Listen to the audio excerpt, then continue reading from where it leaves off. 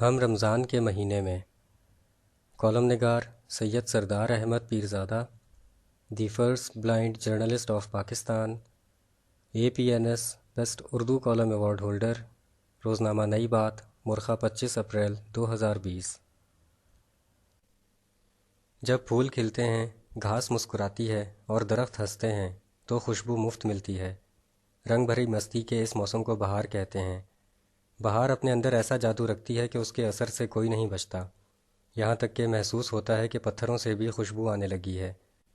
اس جنتی موسم کے فارمولے کو سامنے رکھ کر اگر ہم رمضان کے مہینے پر غور کریں تو یہ نیکیوں کا موسم بہار ہوتا ہے۔ اس میں بھی قدرت مہکتی ہے، مسکراتی ہے اور جھومتی ہے۔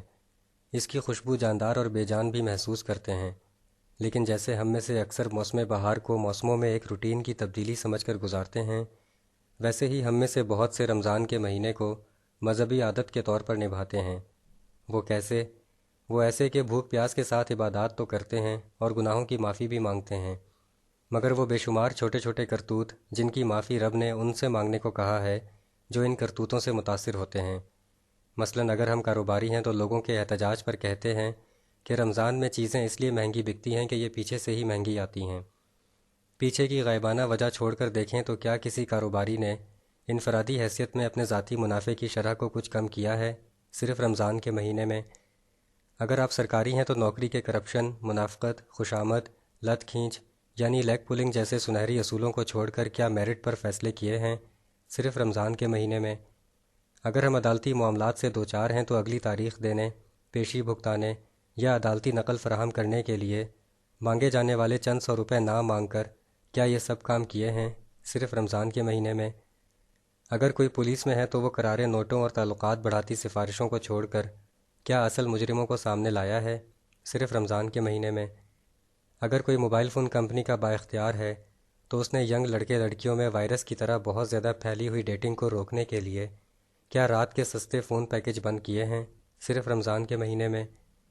میڈیا اور اشتہارات میں نظر آنے والی عورتیں اور مرد اپنے جسموں کو نت نئے کپڑوں سے سجا کر اور اپنے چہروں کو میک اپ سے تابناک بنا کر اپنے اندر اکثر جنسی اٹریکشن پیدا کرتے ہیں۔ کیا یہ لوگ تھوڑے بہت سادہ اور حقیقی چہروں میں نظر آئے ہیں صرف رمضان کے مہینے میں؟ رمضان کا مہینہ صبر اور انکساری کا مہینہ ہوتا ہے، لیکن دیکھا گیا ہے کہ اکثر لوگ اس مہینے میں پہلے سے زیادہ آوازار پھرتے ہیں اور زیادہ غسیل نظر آتے ہیں۔ کس لیے؟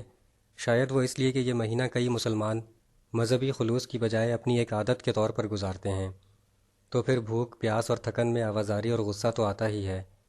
گھروں میں اکثر چھوٹے موٹے جھگڑے چلتے ہیں، میاں بیوی، اولاد والدین، ساس بہو، داماد سسر اور ہمسائے آپس میں الجھتے رہتے ہیں۔ کیا جھک مارنے کے یہ سلسلے چھوڑے جا سکتے ہیں صرف رمضان کے مہینے میں؟ رمضان کے مہینے میں ہمارے ملک میں سرکاری دفاتر میں کام کرنے کا وقت کم کر دیا جاتا ہے، اس لیے کہ بھوک اور پیاس کے باعث ملازم اپنی پوری توجہ کام پر نہیں دے سکتے، مگر ہمارے ارد گرد کچھ ایسے بھی ہیں جو 12 مہینے بھوک اور پیاس کے ساتھ گزارتے ہیں، کام کرتے ہیں اور زندہ انسان کہلاتے ہیں۔ کیا ہم نے کبھی ان کے بارے میں سوچا ہے صرف رمضان کے مہینے میں؟ کیا ہم نے کبھی سوچا کہ اپنی یہ اور ان جیسی دوسری چھوٹی چھوٹی خود غرضیوں کو چھوڑے بغیر ہم رمضان گزارتے ہیں اور بڑی بڑی عبادات کے دوران اپنے گناہوں کی معافی مانگتے چلے جاتے ہیں؟ ان سوشل باتوں سے ہٹ کر دیکھیں تو پاکستانی سیاست پر بھی رمضان کے مہینے میں کیا کوئی اثر ہوتا ہے؟ اپوزیشن کے آگ بگولہ بیانات اور خونخوار آنکھیں کچھ مدھم پڑ جاتی ہیں لیکن ختم نہیں ہوتیں۔ حکومت کے چھری کانٹوں والے جوابات اور خود پرستی کی کائیں کچھ کم ہو جاتی ہے لیکن ختم نہیں ہوتی۔ کیا ہم کم از کم رمضان کے مہینے میں اپنی ان چھوٹی چھوٹی عادتوں کو چھوڑ سکتے ہیں جن سے دوسروں کو ذہنی، جسمانی، سماجی یا مالی نقصان پہنچتا ہے؟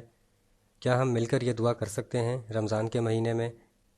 کیا ہم اپنی مفاداتی خواہشات کی کچھ عادتوں سے لاتعلق ہو کر نیکیوں کے بہار کے موسم کی خوشبو سے زیادہ روحانی تازگی حاصل کر سکتے ہیں؟ سب محترم قارئین کو رمضان شریف مبارک ہو۔ آپ سے درخواست ہے کہ مجھے اپنی دعاؤں میں ہمیشہ یاد رکھیے گا۔ شکریہ۔ The end.